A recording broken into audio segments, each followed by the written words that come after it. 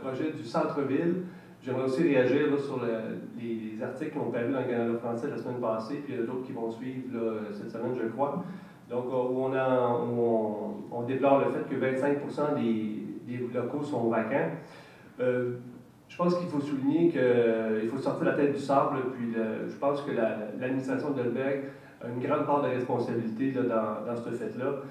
Ça fait 10 ans qu'on parle d'enfouir les fils, il n'y a toujours rien qui se passe.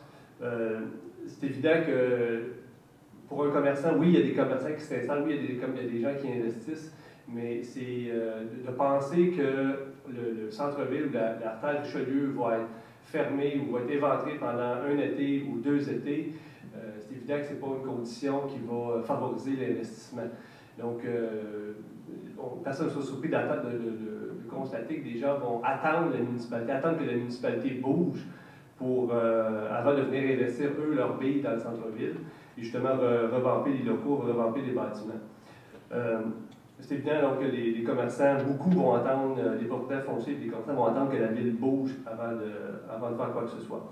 Puis moi, j'ai rien contre les travaux qui vont être effectués au centre-ville. Au contraire, là, je presse la ville depuis des années d'aller de l'avant. Moi, j'en ai pas contre les travaux, mais contre la séquence des travaux. À mon avis, on s'y prend tout à fait de la mauvaise façon. C'est comme si on voulait se construire une belle grosse maison pour accueillir plein de visites, mais avant de terminer la maison, on décidait de faire notre entrée d'asphalte, puis d'aménager le gazon, le paysagement, pour que les gens trouvent ça beau lorsqu'ils vont arriver à notre maison. Donc, je pense que l'ordre, elle est mauvaise. On devrait plutôt que commencer par faire tous les travaux en périphérie, qui risquent d'avoir des retards, qui risquent d'avoir des dépassements de coûts, qui risquent de créer aussi beaucoup de contestations, parce qu'on va changer les sens uniques de bord. J'ai ça tantôt, là, ça va chialer sur un méchant temps.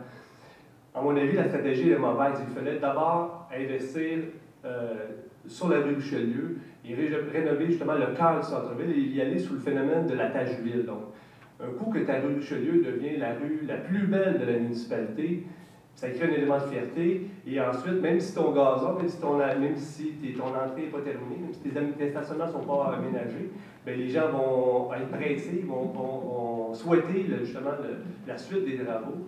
Donc, et puis, c'est évident que les travaux d'enfouissement des réseaux câblés sur la rue Richelieu vont se faire le plus rapidement possible.